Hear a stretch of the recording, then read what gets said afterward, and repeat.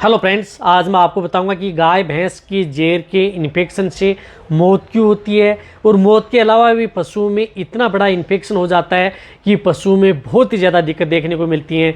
जेर के इन्फेक्शन से देखा होगा कि कई बार पशुओं में रिपीट ब्रीडिंग की शिकायत है, बहुत ही ज़्यादा दिक्कत हो जाती है। और कई बार पशु बांझ बन की भी शिकायत में चला जाता है। कभी आपका पशु वापस हीट में भी नहीं आ पाता, यानी वापस कभी भी पशु का जो ब्यावत है वह नहीं हो पाता है, यानी प्रेग्नेंट पशु कभी नहीं रह पाता है। क्या दिक्कतें हो सकती हैं। और जेर का यदि कुछ भाग रह जाए या जेर के कुछ हिस्से रह जाएं या जेर प्रॉपर नहीं डाले तो क्या दिक्कतें पशुओं में पैदा कर सकता है। और कई बार पशुओं की जो ये जान लेता है तो क्यों लेता है, आज की वीडियो के अंदर पूरी डिटेल से और इसका क्या इलाज करना चाहिए। वीडियो लंबी होगी, इसके में देखना, पूरा देखना। देखो, जब भी यदि पशु की डिलीवरी होती है, डिलीवरी होने के बाद में जो जेर डालता है वह 2 से 4 घंटे के बीच में, यदि कई बार पशु जो समझते हैं किसी तरह की दिक्कत नहीं है तो 2 से 4 घंटे के अंदर पशु जेर आसानी से डाल देता है। यदि फिर भी नहीं डालता है तो 8 से 12 घंटे का समय आपको ले लेना चाहिए। 8 से 12 घंटे के बीच में यदि पशु जेर डाल देता है तो बहुत अच्छी बात है, नहीं डालता है तो आपको अपने वेटरनरियन से सलाह ले लेनी चाहिए। लेकिन उससे पहले भी कई बातें हैं जो आपको ध्यान में रखनी चाहिए।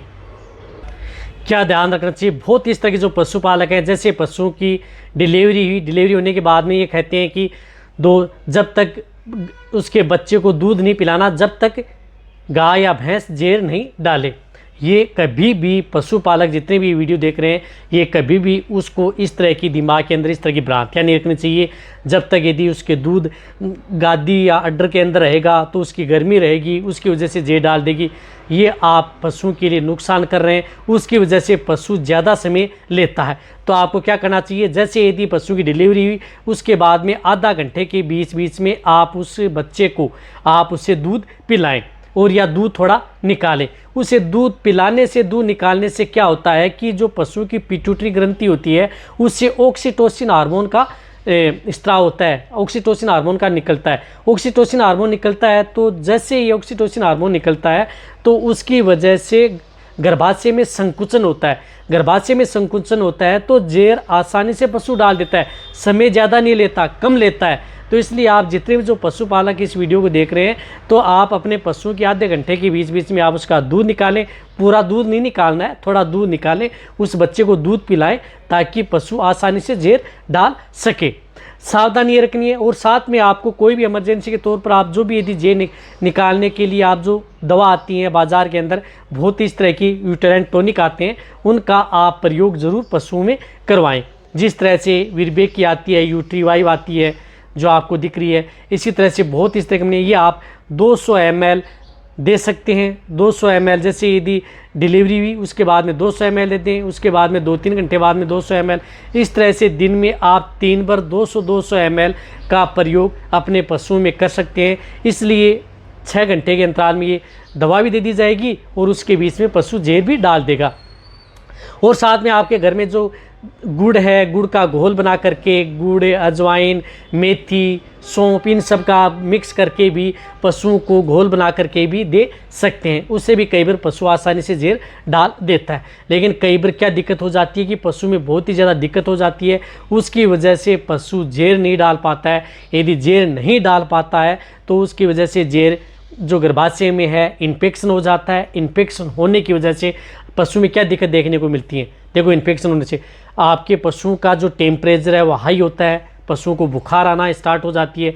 जैसे टेम्परेचर लेते हैं और दूधारू पर कुछ भाग अंदर रह भी जाएगा तो उसकी वजह से पशु दूध पर नहीं आ पाएगा, तो उसमें दूध की मात्रा है वह कम हो जाएगी। बार बार पशुओं को बुखार होगा। इन्फेक्शन होने से पशु में इस तरह की दिक्कतें हो जाती है कि कई बार तो जेर का कुछ भाग यदि उसमें रह जाता है तो उससे टिटनस बन जाता है पशु में, और कई बार उसमें पशुओं की इन्फेक्शन की वजह से मौत भी हो जाती है। बहुत चीज़ मौत कौन से पशु की होती है, जब यदि आप किसी अनभिज्ञ वेटरनरियन से यदि आप उस पशु की जेर निकलवाते हैं, उसे जेर निकालना नहीं आता है, जेर का कुछ भाग रह भी जाता है, कोई दिक्कत नहीं होती है। लेकिन कई बार वो क्या करते हैं कि ज़बरदस्ती उसे खींचने की कोशिश करते हैं, जिससे गर्भाशय का कुछ भाग क्षत विकसित कर देते हैं, इंटरनल कुछ इस तरह की दिक्कतें कर देते हैं। उसकी वजह से इन्फेक्शन होने की वजह से पशुओं में टिटनस, अदर जो सिम्टम्स देखने को मिलते हैं और उनसे मौत भी होती है। ऐसा नहीं है कि कोई भी वेटरनरियन आए उसे यदि पूरी जेर नहीं निकले, जेर नहीं निकले, कई बार ऐसा हो जाता है कि जेर का कुछ भाग है वह फंस जाता है, उससे वह नहीं निकल पाते हैं। तो वहाँ पर जो अच्छे वेटरनरियन होते हैं वो बहुत अच्छे इंजेक्शन लगा करके जाते हैं, उसके बाद में उसमें किसी तरह का इन्फेक्शन नहीं होता और जेर भी आसानी से गिरा देते हैं। तो इसके लिए आपको क्या करना चाहिए, देखो कोई भी वेटरनरियन जो इस वीडियो को देख रहा है तो उसमें आप एक तो एंटीबायोटिक बोलस जो इंजेक्शन आता है वह इंजेक्शन का प्रयोग साथ में ज़रूर करवाएं।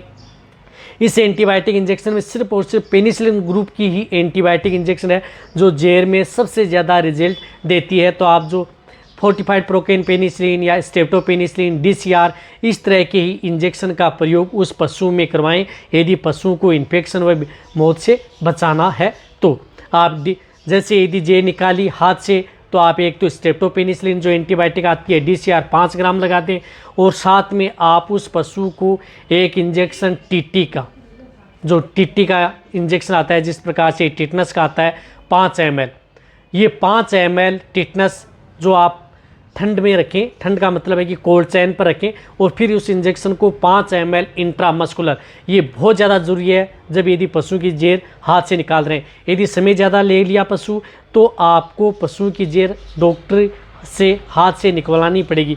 तो आप पेनिसिलिन ग्रुप की एंटीबायोटिक और टीटी की वैक्सीन आप उस पशु को लगाएं, बहुत ही अच्छा रिजल्ट यदि आपको लेना है। साथ में आपको जो गर्भाशय के अंदर जो दवा छोड़नी है वह दवा छोड़ें, टेबलेट व बोलस छोड़ें, तभी उस पशु में इन्फेक्शन से बच सकते हैं, वरना पशु की जान भी जा सकती है। सावधानी क्या है, यूटेराइन टॉनिक साथ में दें, पेनिसिलिन ग्रुप की एंटीबायोटिक लगाएं, टीटी की वैक्सीन लगाएं और पशु में कुछ भाग रह जाए तो इसमें आप क्लोप्रोस्टिनोल वेटमेट इंजेक्शन भी आप प्रयोग कर सकते हैं। जैसे यदि आज जेर निकला है कुछ भाग रह गया तो 1 से 2 दिन के बाद में या साथ में भी आप वेटमेट इंजेक्शन भी प्रयोग करवा सकते हैं। लेकिन वेटमेट इंजेक्शन जब पशु में प्रोलेप्स शरीर दिखाई दे रहा है तो उस स्थिति में आप इस इंजेक्शन का प्रयोग नहीं करवाना चाहिए। यदि उसमें इस तरह की दिक्कत नहीं है तो आप वेटमेट 2 ml इंजेक्शन का भी प्रयोग करवा सकते हैं। ये क्या करता है कि पशु के अंदर यदि जेर का या अंदर कुछ भी भाग यदि रह गया है तो उस भाग को बाहर निकालने में मदद करता है।